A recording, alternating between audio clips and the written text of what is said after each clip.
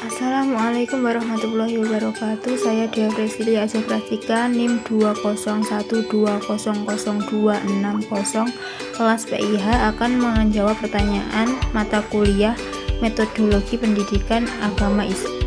Apa pengertian metodologi PAI? Metodologi berasal dari bahasa Yunani yang terdiri dari dua suku kata. Metodos berarti cara atau jalan dan logos berarti ilmu. Metodologi berarti ilmu tentang jalan atau cara. Jika dihubungkan dengan pembelajaran, maka mengandung arti suatu cara atau langkah yang dilakukan pendidik dalam proses pembelajaran untuk mencapai tujuan atau kompetensi. Zakiyah menjelaskan bahwa metodik atau metodentik memiliki arti yang sama dengan metodologi, yaitu suatu penyelidikan yang sistematis dan formulasi metode-metode yang akan digunakan dalam penelitian. Menurut Asbudi Syukir dalam Armai, metodologi adalah ilmu pengetahuan yang mempelajari tentang cara-cara atau jalan yang ditempuh untuk mencapai suatu tujuan dengan hasil yang efektif dan efisien. Sementara pembelajaran pendidikan agama Islam atau PAI adalah suatu proses yang bertujuan untuk membantu peserta didik dalam belajar agama Islam.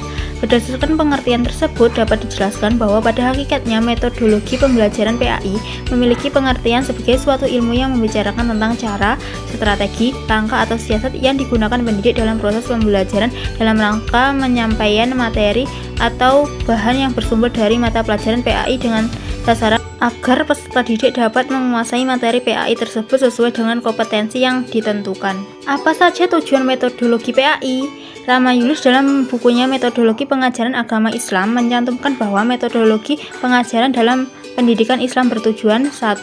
Menolong pelajar untuk mengembangkan pengetahuan, maklumat, pengalaman, keterampilan dan sikapnya, terutama keterampilan berpikir ilmiah yang betul dan sikap dalam bentuk cinta ilmu, suka menuntutnya dan membuka rahasianya dan merasa enak dan nikmat dalam mencarinya.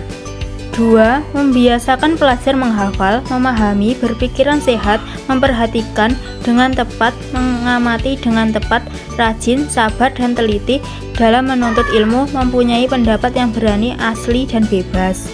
3. Menciptakan suasana yang sesuai bagi pengajaran yang berlaku, sifat mempercayai dan hormat menghormati antara guru dan murid dan berhubungan baik antara keduanya dan juga meningkatkan semangat pelajar dan menggalakkannya belajar dan bergerak.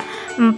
Memudahkan proses pengajaran itu bagi pelajar dan membuatnya mencapai sebanyak mungkin tujuannya yang diinginkan dan menghemat tenaga dan waktu yang diperlukan untuk mencapainya. Sebutkan ruang lingkup metodologi PAI. Rama Yunus dalam bukunya Metodologi Pendidikan Agama Islam mengungkapkan bahwa orientasi pendidikan agama Islam diarahkan ke 3 arah atau domain yang meliputi ranah kognitif, afektif, dan psikomotoris.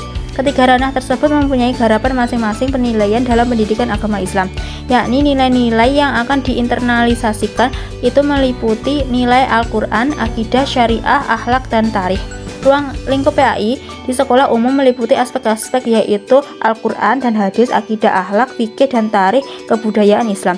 Berikut PAI dilaksanakan sesuai dengan tingkat pengembangan fisik dan psikologis peserta didik serta menekankan keseimbangan, keselarasan, dan keserasian antara hubungan manusia dengan Allah dengan alam sekitarnya. Ruang lingkup pendidikan agama Islam untuk mewujudkan keserasian, keselarasan, dan keseimbangan antara 4 hubungan yang telah disebut di atas tercakup dalam pengelompokan kompetensi dasar kurikulum PAI dan budi pekerti yang disusun dalam beberapa materi pelajaran baik sekolah menengah ke atas ataupun madrasah aliyah dan sekolah menengah kejuruan ataupun madrasah aliyah kejuruan. Adapun materi atau mata pelajaran tersebut adalah 1. Al-Quran hadis yang menekankan pada kemampuan membaca, menulis, dan menerjemahkan dengan baik dan benar. B. Akidah atau keimanan yang menekankan pada kemampuan memahami dan mempertahankan keyakinan serta menghayati dan mengamalkan nilai-nilai Asmaul Husna sesuai dengan kemampuan peserta didik. C. Akhlak yaitu menekankan pada pengalaman sikap terpuji dan menghindari akhlak tercela. D. Fikih atau ibadah yaitu menekankan pada acara melakukan ibadah dan muamalah yang baik dan benar. Dan yang terakhir E. Tarikh dan kebudayaan Islam yaitu menekankan pada kemampuan mengambil pelajaran atau ibrah dari peristiwa-peristiwa bersejarah Islam, meneladani tokoh-tokoh muslim yang berprestasi dan mengaitkannya dengan fenomena-fenomena sosial untuk melestarikan dan mengembangkan kebudayaan dan peradaban Islam. Sekian dari saya. Wassalamualaikum warahmatullahi wabarakatuh.